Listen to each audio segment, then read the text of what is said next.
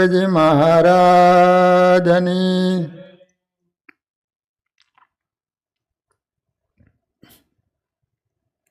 શ્રીમદ ભાગવતજીમાં સુખદેવજી મહારાજ પરીક્ષિત રાજાને અષ્ટમ સ્કંદની કથા સંભળાવી રહ્યા છે. સાતમા મન્વંતરમાં શ્રાદ્ધદેવ નામે મનુ થયેલા. તેમના વખતમાં કશ્યપ અને અદિતિને ત્યાં ભગવાન વામન રૂપે અવતરેલા. દેવ અને દૈત્યોના યુદ્ધ પછી દૈત્યો શુક્રાચાર્યના શરણે ગયા. શુક્રાચાર્યની સેવાથી દૈત્યોનું બળ વધવા લાગ્યું. પ્રત્યેક ઇન્દ્રિયથી સંયમનું પાલન કરે તે શુક્રની ઉપાસના છે. તમામ ઇન્દ્રિયોને જે કંટ્રોલમાં રાખે એને કહેવામાં આવે છે શુક્રની ઉપાસના. ઇન્દ્રથી હારેલો બલિરાજા બ્રાહ્મણોની સેવા કરી અને પુષ્ટ થયો. શુક્રાચાર્યએ બલિરાજાને કહ્યું. તે પ્રમાણે તેને વિશ્વજીત યજ્ઞ કર્યો અને યજ્ઞમાંથી સર્વજીત રથ નીકળ્યો. શુક્ર એટલે શક્તિ તત્વ. શુક્રાચાર્યની સંયમ અને બ્રહ્મચર્યથી સેવા કરવાથી દૈત્યો બળવાન બન્યા. સર્વ વિષયોનો સંયમ રૂપી અગ્નિમાં હોમ કરી બલિરાજા જીતેન્દ્રિય થયો. શુક્રાચાર્યે પોતાનું બ્રહ્મતેજ બલિરાજાને આપ્યું. તમે જ્યાં જશો ત્યાં તમારી જીત થશે. શુક્રાચાર્ય કોણ હતા? દૈત્યોના ગુરુ હતા. બલિરાજા હતા એ દાનવમાં આવતા હતા, પણ એને ગુરુની સેવા કરી, બ્રાહ્મણોની સેવા કરી, એને કારણે ગુરુ રાજી થઈ ગયા અને શુક્રાચાર્ય યજ્ઞ કરાયો અને એમાંથી સર્વજીત રથ નીકળ્યો. અને પછી તો એમને વરદાન આપ્યું કે તમે જ્યાં જશો ત્યાં તમારી જીત થશે, તમને કોઈ હરાવી નહીં શકે. બલિરાજાએ દેવોનો પરાભવ કર્યો અને સ્વર્ગનું રાજ્ય દૈત્યને મળ્યું. બલિરાજા ઇન્દ્રની ગાદી ઉપર બેઠો. શુક્રાચાર્ય વિચાર કરે છે બલિરાજા જો 100 અશ્વમેઘ યજ્ઞ કરે તો સ્વર્ગનું રાજ્ય કાયમ માટે એને મળે. 100 યજ્ઞ કરે ને તો એ સ્વર્ગનો અધિપતિ બને અને કાયમ પાછું એને સ્વર્ગનું રાજ્ય રહે.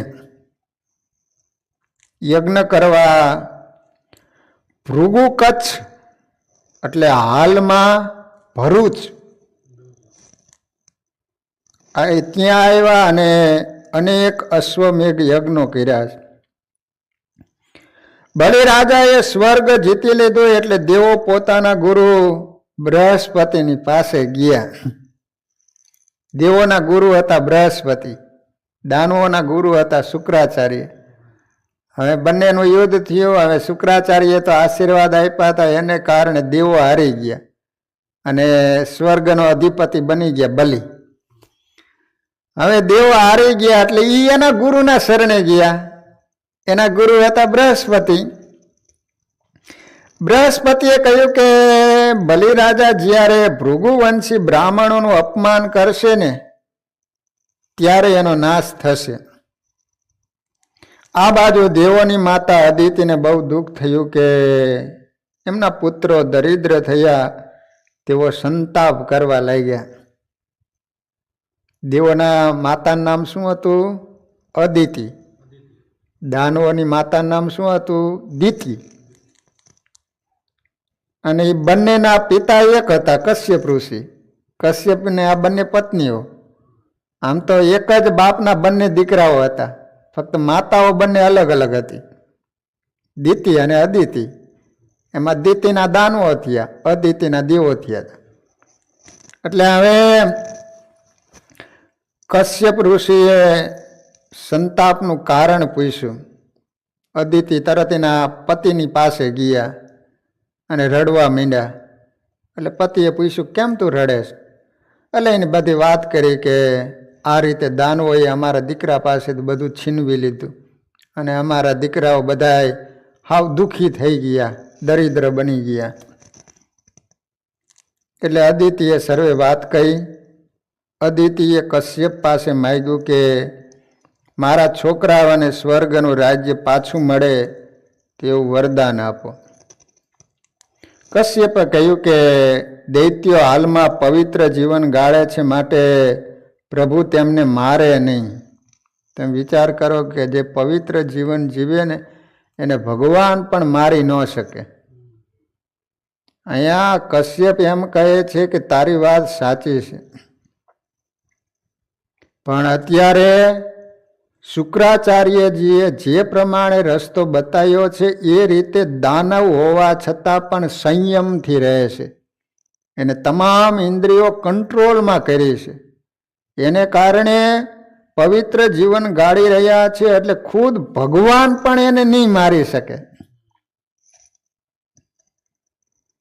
શક્તિથી નહીં પણ યુક્તિથી ભગવાન દેવોને સુખી કરશે. એટલે વામન ચરિત્રમાં યુદ્ધની કથા નથી. ભગવાન પણ બલિરાજાને મારતા નથી. કશ્યપ પછી પયોવ્રત બતાવે છે અને કહે છે કે દેવી, તમે વિધિપૂર્વક વ્રત કરો તો તમારે ત્યાં પ્રભુ પુત્ર રૂપે આવશે. ભાગવતજીમાં કશ્યપે એની પત્નીને પયોવ્રત બતાવેલું છે કે આ વ્રત તું કરીશ તો તારે ત્યાં ખુદ ભગવાન દીકરો બનીને આવશે. વિષયાકાર વૃત્તિનો વિનાશ અને કૃષ્ણાકાર વૃત્તિઓ સ્થિર થાય તે માટેનું આ વ્રત છે. અદિતિએ વ્રત કર્યું. પતિ પત્ની 12 દિવસ માત્ર દૂધ ઉપર રહી આદિનારાયણનું આરાધન કરે છે. સત્સંગથી ગૃહસ્થાશ્રમ સફળ થાય છે. સત્સંગથી મન શુદ્ધ થાય છે. ગૃહસ્થાશ્રમમાં પતિ પત્ની બંને એકાંતમાં બેસી કોઈ પવિત્ર ગ્રંથનું વાંચન કરે, કીર્તન કરે ને તો યોગીઓને જે આનંદ સમાધિમાં મળે છે એ આનંદ ગ્રહસ્થને ઘરમાં પણ મળી શકે છે. શાસ્ત્રમાં ગૃહસ્થાશ્રમમાં વખાણ કર્યા છે, નિંદા કરી છે કામ વાસનાની. મહાત્મા તો ત્યાં સુધી કહે છે કે ગૃહસ્થાશ્રમીનો આનંદ અનેક વખત યોગીઓના આનંદ કરતાં પણ શ્રેષ્ઠ હોય છે. ભગવાનના જેટલા અવતાર થયા છે ને ગૃહસ્થને ત્યાં જ થયા, કોઈ સંન્યાસીને ત્યાં નથી થયા. સાધુ સંન્યાસીઓ બ્રહ્મનું ચિંતન કરી બ્રહ્મરૂપ થશે, પણ ગૃહસ્થાશ્રમી ભગવાનને ગોદમાં બેસી અને રમાડશે. સાધુ સંન્યાસી જેના ઘરનું ખાય છે એને પોતાનું થોડું પુણ્ય આપવું પડે છે, જ્યારે ગૃહસ્થાશ્રમી કોઈનું મફતનું ખાતો નથી.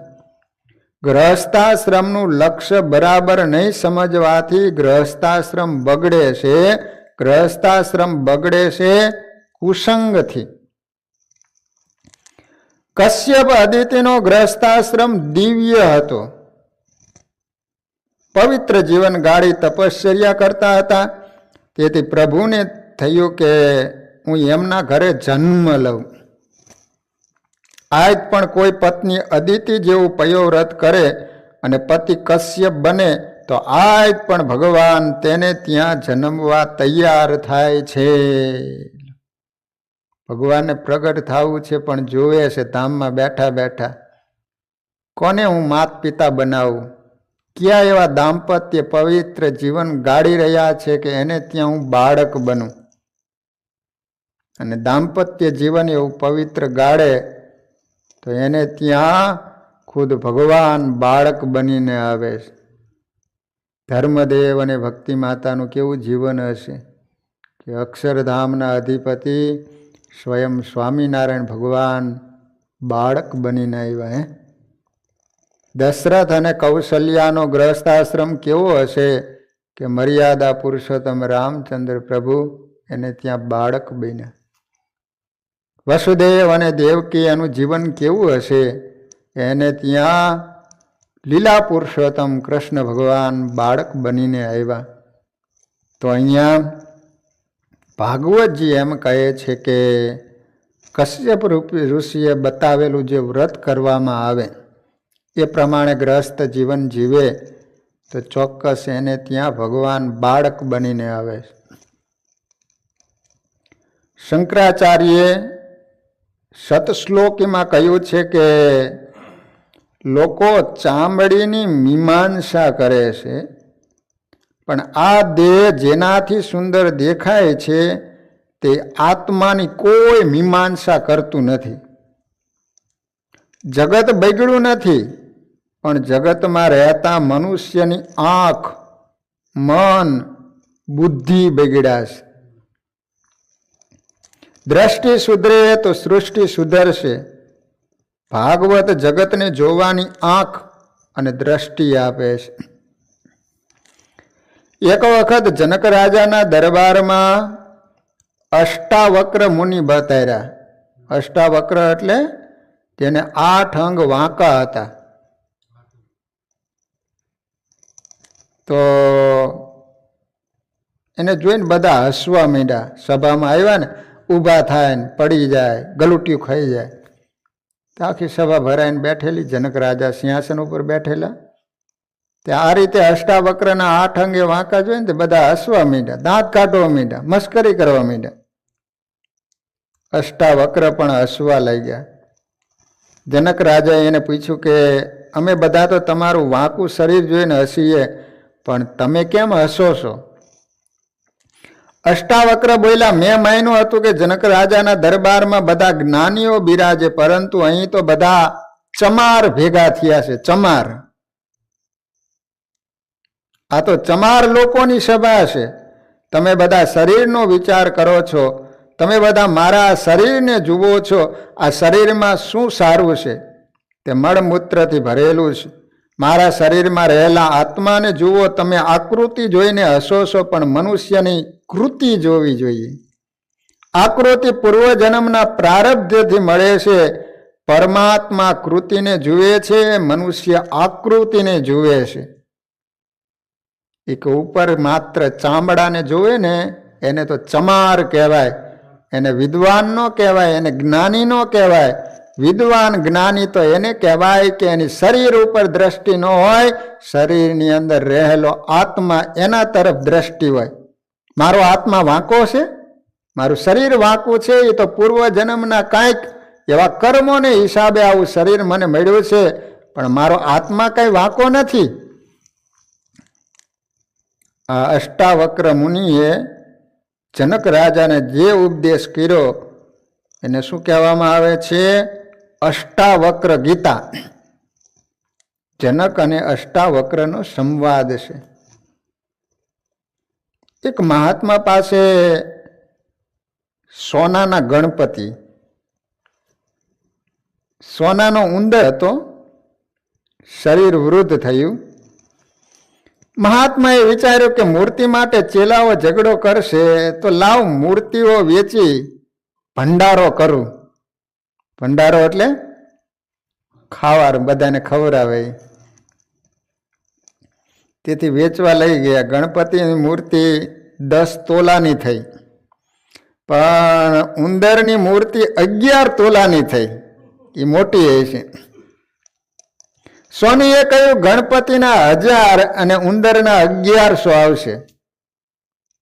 મહાત્મા કહે ગણપતિ તો માલિક દેવ છે, એના ઓછા કેમ આપે છે? સોની કે હું તો સોનાની કિંમત આપું છું, માલિક દેવની નહીં. હું તો હોનાને માત્ર જોઉં છું. તમે ગણપતિ દેવ છે એમ તમે માનો છો, પણ હું તો હોનું માનું. આટલું હોનું એટલે એ પ્રમાણે કિંમત આવશે. કિંમત હોનાની મળે છે, આકારની નહીં. જ્ઞાની પુરુષો આકારને જોતા નથી, સૃષ્ટિને નિરાકાર ભાવે જુએ છે. આકારમાંથી વિકાર ઉત્પન્ન થાય છે.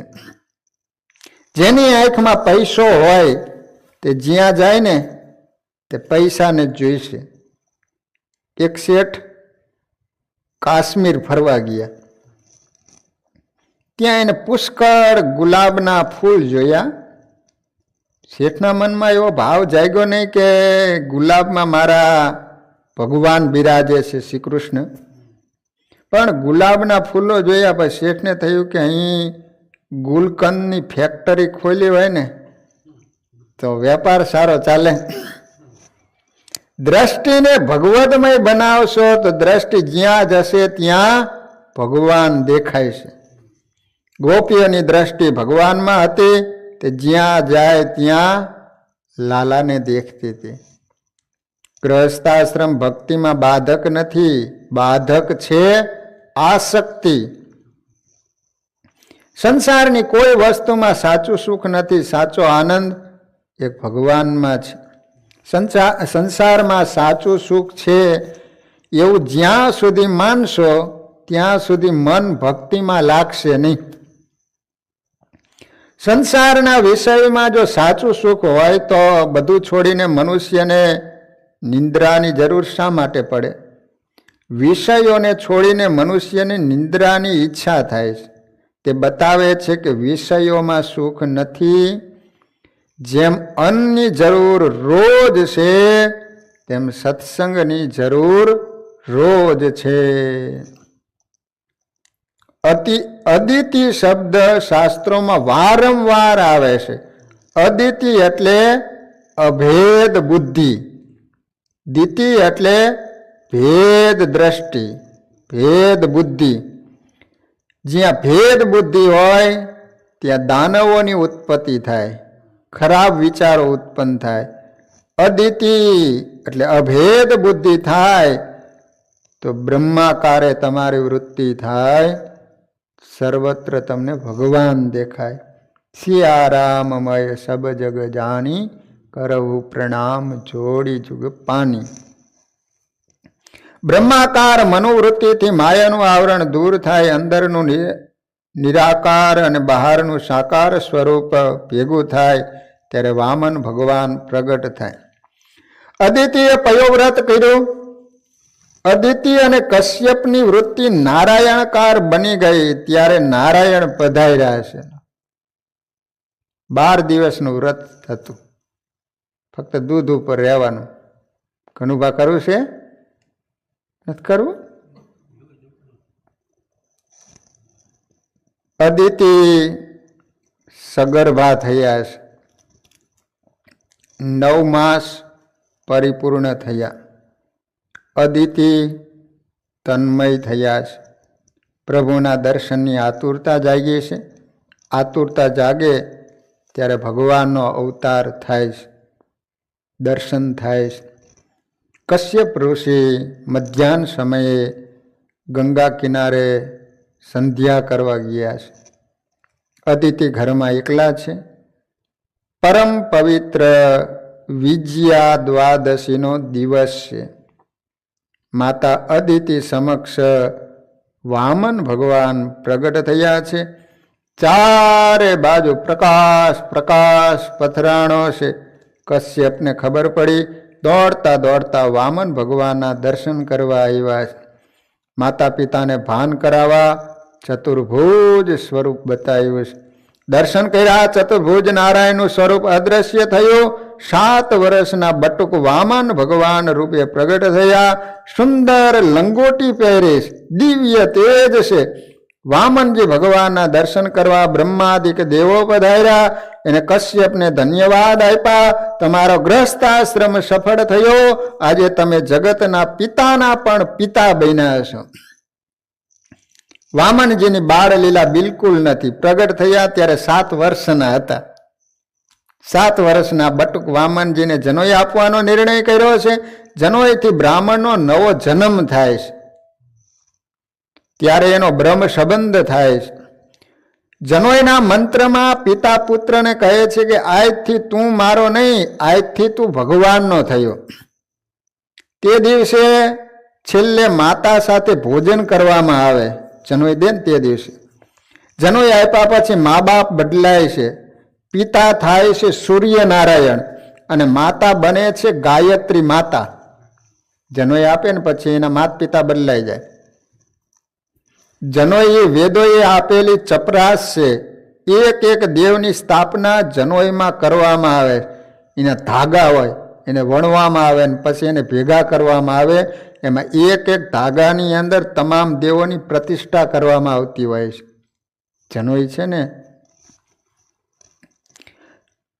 જનોય યજ્ઞોપવિત એક સંસ્કાર છે. આજકાલ બધા સંસ્કારો ભૂલાઈ ગયા છે, માત્ર લગ્ન સંસ્કાર જ બાકી રહ્યો છે.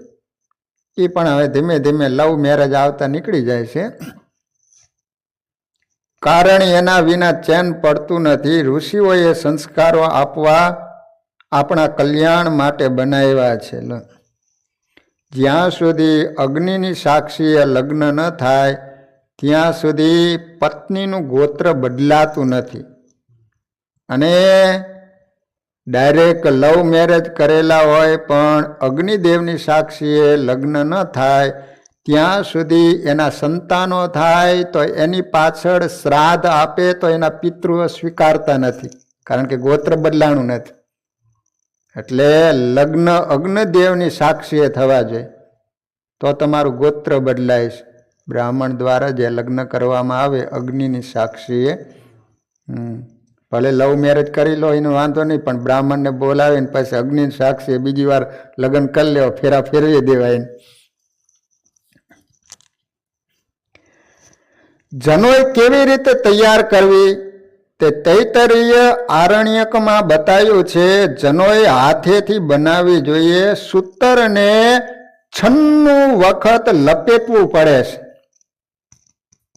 વેદના મંત્રો 1,00,000 છે. 80,000 મંત્રો કર્મકાંડના, 20,000 મંત્રો ઉપાસના કાંડના છે. તેમાં 96,000 મંત્રનો અધિકાર બ્રાહ્મણને આપ્યો છે અને 4,000 મંત્રો સંન્યાસી માટે છે. જનોય આપવાથી વેદના 96,000 મંત્રો ભણવાનો અધિકાર બ્રાહ્મણને મળે છે. માટે સૂતરને 96 વખત લપેટવામાં આવે છે. જનોયને બનાવનાર બ્રહ્મા અને તેને ત્રિગુણાતીત કરનાર વિષ્ણુ છે. જનોયને ગાંઠ આપનાર શિવજી છે અને અભિમંત્રિત કરનાર ગાયત્રી દેવી છે. આ દિવ્ય તેજ છે. જનોય 7મે વર્ષે આપવાની હોય. વધુમાં વધુ 11 વર્ષ સુધીની છૂટ આપી. બ્રાહ્મણને 11 વર્ષ સુધીમાં જનોય આપી જ દેવી પડે. પછી બાળકને ન આપે તો એને દોષ લાગે. 8 વર્ષે જનોય આપવાનો અધિકાર છે. બ્રાહ્મણનો દીકરો 8 વર્ષનો થાય એટલે ફરજિયાત એને જનોય આપવી પડે. પછી એને દ્વિજ કહેવામાં આવે. એનો બીજો જન્મ થયો. જનોય આપે ને એટલે એને બીજો જન્મ થયો કહેવાય. બ્રાહ્મણનો 2 વાર જન્મ થાય, એક માતા થકી અને જ્યારે જનોય આપે ત્યારે બીજો જન્મ થયો કહેવાય. એક એક ધાગામાં એક એક દેવની પ્રતિષ્ઠા કરવામાં આવે છે. આ જનોય કોઈ સાધારણ નથી. જનોય પહેર્યા પછી તમારે પવિત્ર રહેવું પડે. સંડાસ ગયા પછી તમારે ફરજિયાત નાહવું પડે. પેશાબ કર્યા પછી હાથ પગ ધોવા પડે, કોગળા કરવા પડે, પવિત્ર રહેવું પડે તો જ જનોય પહેરાય. તેથી તે જનોયને અપવિત્ર જગ્યાનો સ્પર્શ ન થાય કે લોઢાનો પણ સ્પર્શ ન થાય. આજના બ્રાહ્મણો જનોયે ચાવી લટકાવે છે. જનોયે જેની અંદર દેવોની પ્રતિષ્ઠા કરવામાં આવેલી અહીંયા ચાવીના જુડા લટકાવેલો. તે આ જુડા રાખવા માટે જનોય છે. એની અંદર કોઈ લોખંડનો ટુકડો ન રાખી શકાય, ચાવીઓ ન રાખી શકાય. દેવોનો અપરાધ થાય છે. ચાવી લટકાવવાથી દેવો વિદાય થાય છે. વેદો કે વેદોના પુસ્તકો કે વેદોના પુસ્તકોના ફોટા પણ અત્યારના જમાનામાંથી વિદાય થયા. સાચા બ્રાહ્મણો બહુ જ ઓછા જોવા મળે કે જેમણે વેદોનું અધ્યયન કર્યું હોય. પણ આજકાલના લોકો માત્ર ચર્ચા જ કરે છે કે માત્ર બ્રાહ્મણો જ વેદનો અધિકાર કેમ આપ્યો. પહેલાં વેદો ક્યાં પડ્યા છે તે તો ખોડો. તે જાણવાની કોઈને ફુરસદ નથી. અરે વેદોનું માખણ ગીતા છે, તે વંચાય તોય પણ ઘણું છે. વેદોનો સાર ગીતા છે. તે જમાનામાં સંસ્કૃતમાં લખાયેલા ઘણી ગોપનીયતા અને ઉચ્ચ ભાષાથી ભરેલા વેદો ભણવામાં અત્યારે મોટા મોટા સંસ્કૃતના પંડિતો ગોથા મારે, તો પછી આપણા જેવા સામાન્ય માણસનું ગજું કેટલું? કશું પણ સમજ્યા વગર ગીતાના સંસ્કૃતના શ્લોકો કડકડાટ વાંચનાર આજકાલ મળે છે. કશું પણ ના કરે તેના કરતાં તે સારું છે, પણ વધુ સારું તો એ શ્લોકના અર્થ સમજવાનું છે. ગીતાજીના શ્લોકનો અર્થ સમજીને એની પાછળનું રહસ્ય સમજે, એનો બેડો પાર થઈ જાય. મહાત્મા ગાંધી હતા ને, એ દાંતણ કરતા કરતા દરરોજ એક શ્લોક કંઠસ્થ કરતા. મહાત્મા ગાંધીને આખી ભગવદ્ ગીતા કંઠસ્થ હતી. 700 શ્લોકો મોઢે આવડતા હતા. એના આશ્રમમાં દરરોજ ભગવદ્ ગીતાના શ્લોક બોલાતા. અત્યારના છોકરાને ગીતા પૂછ્યું હોય તો ગીતા શું છે, તો કે અમારી ઘરની બાજુમાં રહે છે, લો ઈ ગીતા. વામનજી મહારાજને જનોઈ આપવામાં આવે છે. સૂર્યનારાયણ ગાયત્રીનો મંત્ર આપે છે. માતા અદિતિએ લંગોટી આપી ભગવાનને. ધરતીએ આસન, બ્રહ્માજીએ કમંડલું આપ્યું. હાથમાં કમંડલું હોય ને, એ બ્રહ્માજીએ આપ્યું હતું. સરસ્વતીએ જપ કરવા માટે માળા આપી. કુબેરે ભિક્ષાપાત્ર આપ્યું. આજથી ત્રિકાળ સંધ્યા કહેતા 3 કાળે સંધ્યા કરવાની એવો આદેશ થયો છે. સંધ્યામાં બ્રાહ્મણોની આજકાલ અશ્રદ્ધા થઈ, એટલે બ્રાહ્મણોનું પતન થવા લાગ્યું. બ્રાહ્મણ હોય ને ત્રિકાળ સંધ્યા કરવી જોઈએ. 3 વખત સંધ્યા કર્યા સિવાય એને જમાય નહીં. મનુ મહારાજે બ્રાહ્મણોના ખૂબ ધર્મો બતાવ્યા છે, પણ એ બધું કરવું અત્યારના જમાનામાં ઘણું અઘરું છે. છેવટે ત્રિકાળ સંધ્યા નહીં તો કમસે કમ પ્રાતઃ સંધ્યા કરે તોય પણ બ્રાહ્મણોને ઘણું. મહાપ્રભુજી હંમેશા 3 વાર સંધ્યા કરતા.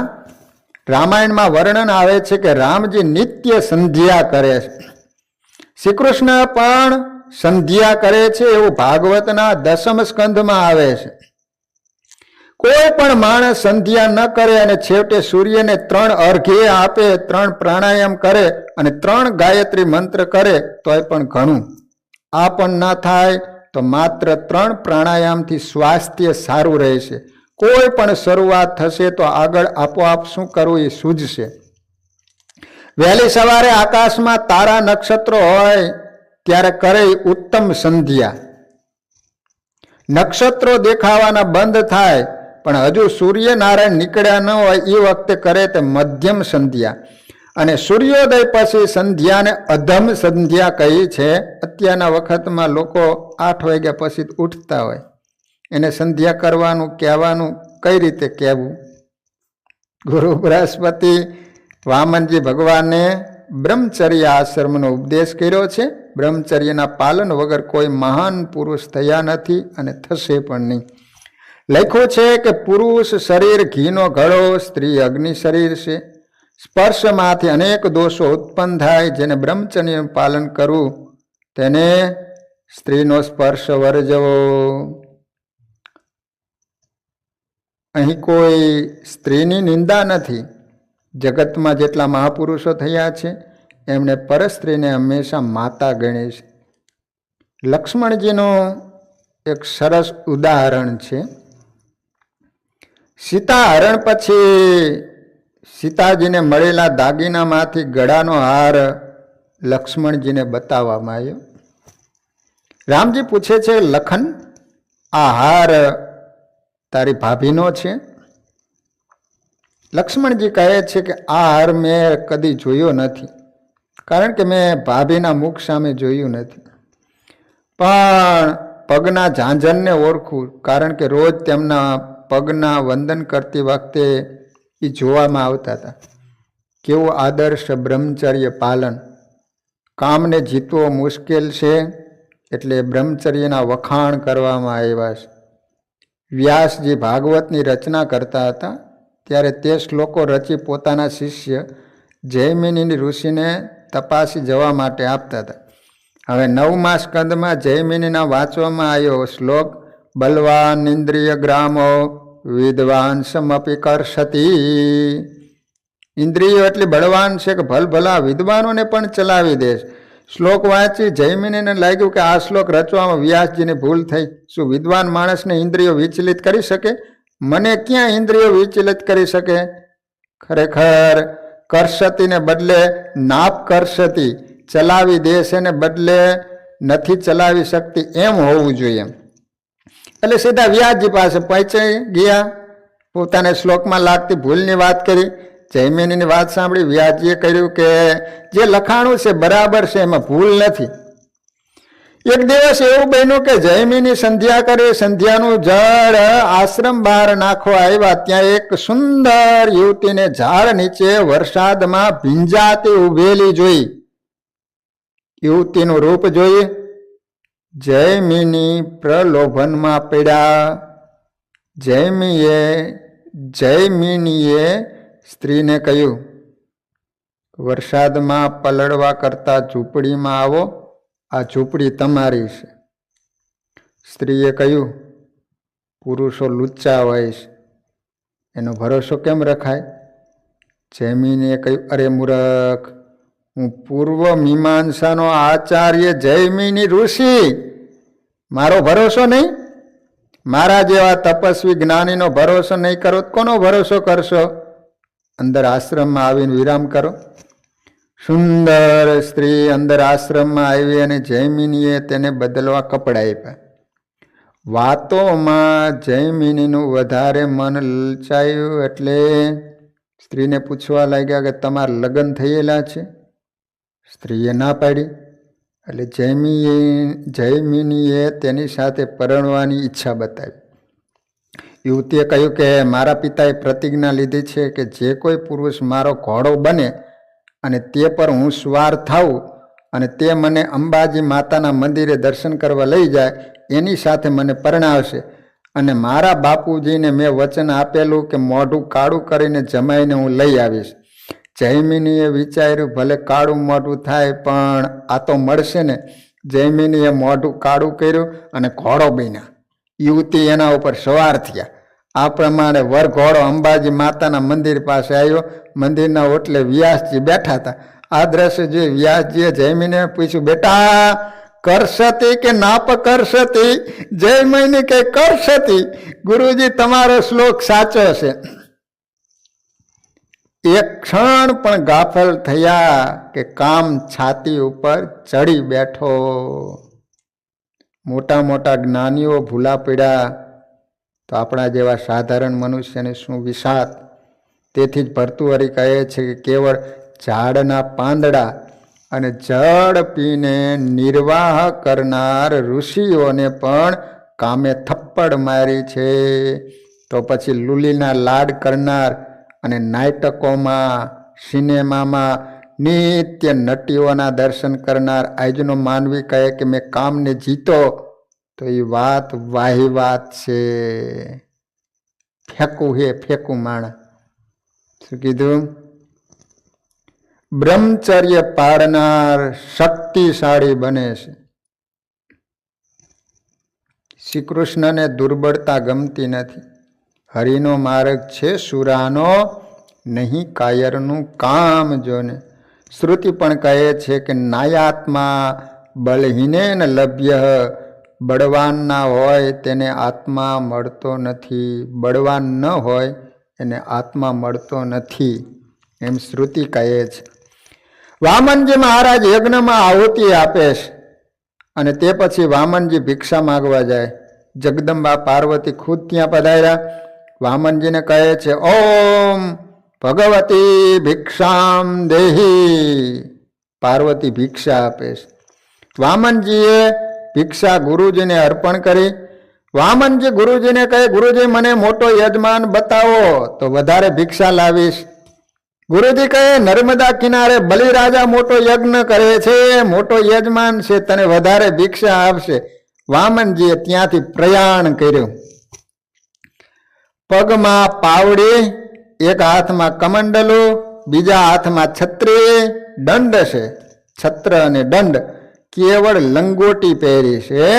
કમર ઉપર મૂંજની મેખલા, ગળામાં યજ્ઞોપવીત ધારણ કર્યો, બગલમાં મૃગચર્મ અને શિર ઉપર જટા, મુખ ઉપર બ્રહ્મ તેજ છે. બ્રહ્મ તેજ આંખમાં અને કપાળ પર હોય છે. બિલકુલ પરિચય નહીં હોય અને માથું નમે તો માનજો કે કોઈ ઈશ્વરનો અંશ છે.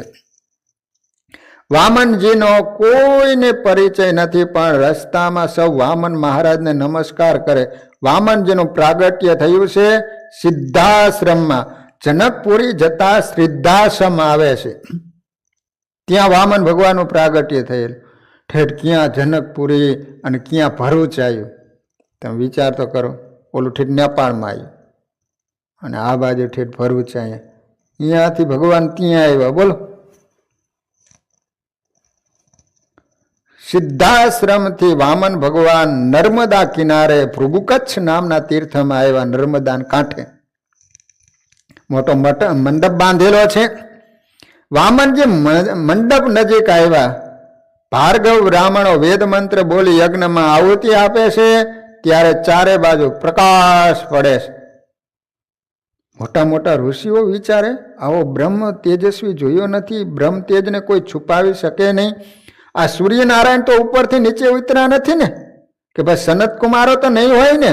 નાના નાના ના લંગોટી પહેરી છે, તેથી કોઈ આ બ્રહ્મચારી આવ્યો લાગે, કોઈ બ્રાહ્મણ કુમાર લાગે. એક વખત શંકર સ્વામીને પૂછવામાં આવ્યું કે સૌથી ભાગ્યશાળી કોણ? શંકર સ્વામીએ જવાબ આપ્યો, જે લંગોટી પહેરે છે, જે ઇન્દ્રિય જીત છે, તે સદા સર્વદા પ્રભુ સાથે વાતો કરે, પ્રભુ સાથે રમે છે, તે સૌથી મોટો ભાગ્યશાળી છે. લંગોટી પહેરેલી એટલે બ્રહ્મચર્ય વ્રતનું પાલન કરનાર, એનો અર્થ થાય. ઋષિઓ વિચાર કરતા હતા. તે સમયે યજ્ઞ મંડપમાં વામનજીએ પ્રવેશ કર્યો. શુક્રાચાર્ય વયોવૃદ્ધ, યજ્ઞના મુખ્ય આચાર્ય છતાં ઊભા થયા.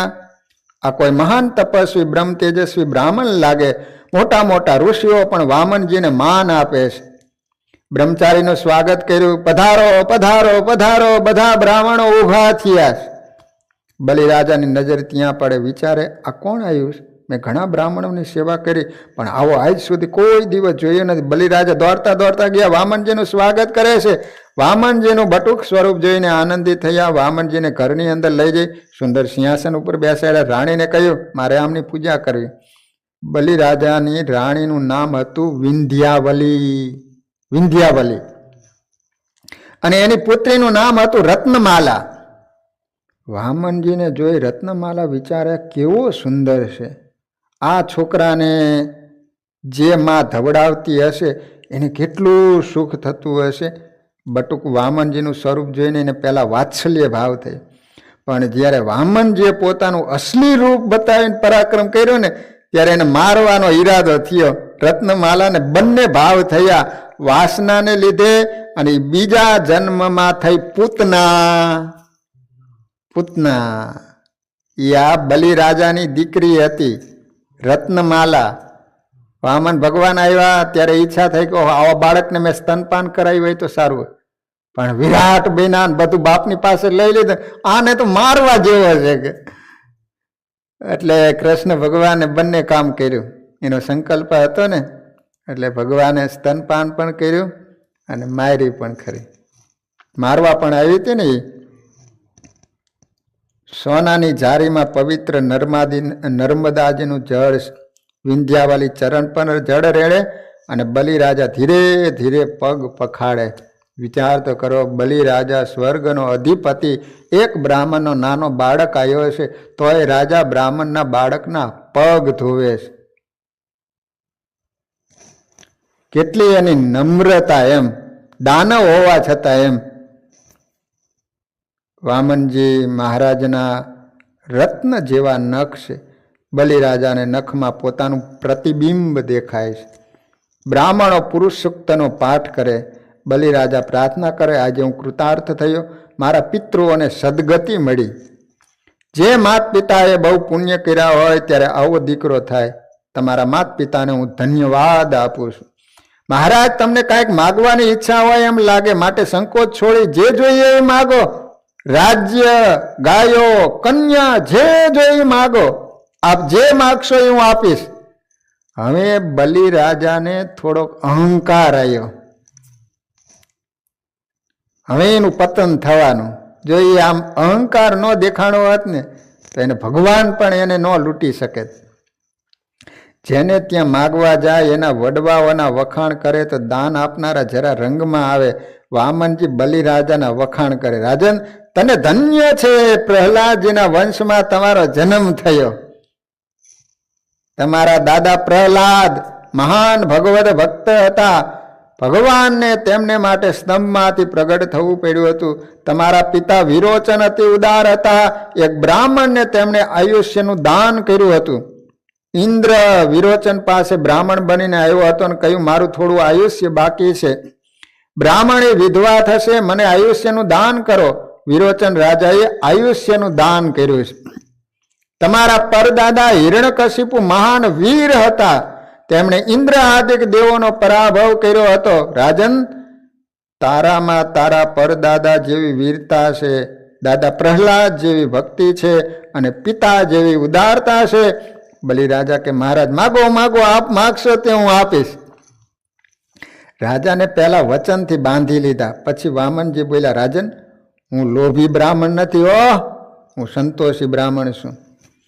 મારા પગથી માપીને 3 પગલા ભૂમિ લેવા આવ્યો છું. એટલી ભૂમિ મને આપ, મારે બીજું કશું નથી જોઈતું. બલિ રાજા વિચાર કરે છે કે બાળક છે એથી માગતા આવડતું નથી, એટલે કહે છે કે મહારાજ, તમને માગતા આવડતું નથી. મોટા થયા પછી લગ્ન થશે, કુટુંબના ભરણ પોષણની જવાબદારી માથે આવશે, ત્યારે સંધ્યા ગાયત્રી છોડી પ્રવૃત્તિ કરવી પડશે. જે તમને ગમશે નહીં. તમે આજે એવું માગી લો કે તમારા કુટુંબનું ભરણ પોષણ થાય. કહો તો 3 પગલા નહીં પણ 3 ગામ દાનમાં આપી દઉં. મારે મારો આત્મ પરિચય આપવો ન જોઈએ, કેમ કે તેથી પુણ્યનો ક્ષય થાય. પણ આજે છૂટકો નથી, તેથી પરિચય આપવો પડે છે. જગતમાં મારી એવી પ્રસિદ્ધિ છે કે જે બ્રાહ્મણનું પૂજન કરી હું દાન આપું, તે બ્રાહ્મણને પછી બીજા કોઈને ત્યાં દાન લેવા જવું પડતું નથી. હવે પોતાના વખાણ શરૂ કર્યા. પોતાના વખાણ શરૂ થયા એટલે હવે પતન થવાની તૈયારી. મારી પાસે દાન લીધા પછી તમે બીજા કોઈ પાસે દાન લેવા જાઓ, એમાં મારું અપમાન થાય. બલિ રાજાને થોડી ઠસક હતી કે તેમના જેવો કોઈ દાન આપનાર નથી. તમારા મુખના દર્શન કરી હું સમજી ગયો છું કે તમે સંતોષી બ્રાહ્મણ છો. પણ આ 3 પગલા પૃથ્વીનું દાન આપતા મને સંકોચ થાય છે. દાન લેનારને સંકોચ થાય એ ઠીક છે, પણ દાન આપનારને પણ સંતોષ થવો જોઈએ. માટે કંઈક વધુ માગો. વામનજી કે રાજન, તને ધન્ય છે, તમે આવું બોલો એમાં આશ્ચર્ય નથી. રાજા, તમે ઉદાર છો, પણ દાન લેતા મારે પણ વિવેક રાખવો જોઈએ ને. રાજા, લાભથી લોભ વધે છે, સંતોષથી તૃપ્તિ છે. આ સંસારના સર્વ ભોગ પદાર્થો આપવામાં આવે ને તો એ પણ સંતોષ વૈરાગ્ય વગર શાંતિ મળતી નથી. લોભ એ જ પાપનું મૂળ છે.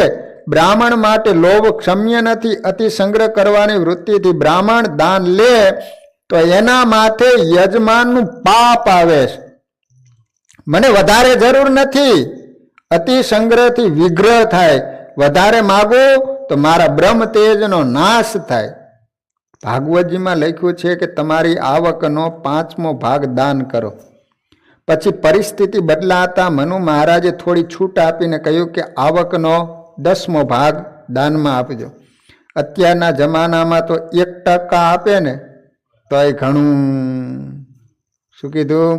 ગ્રસ્ત હોય એને દેવનો દશાંશ વિશાંત ધર્માદો કાઢવો પડે, નહીતર દેવ ગમે તે દ્વારે તમારો રૂપિયો છીનવી લે. દેવનો ભાગ આપવો પડે. જે ગ્રસ્ત આજે પણ દશાંશ વિશાંત દેવનો ભાગ કાઢે છે, ભગવાન એને કલ્પના ના હોય એટલું આપે છે. જે વ્યવહારે દુર્બળ હોય એ તમે અનુભવ કરી જુઓ, અને 12 મહિના સુધી તમે દેવનો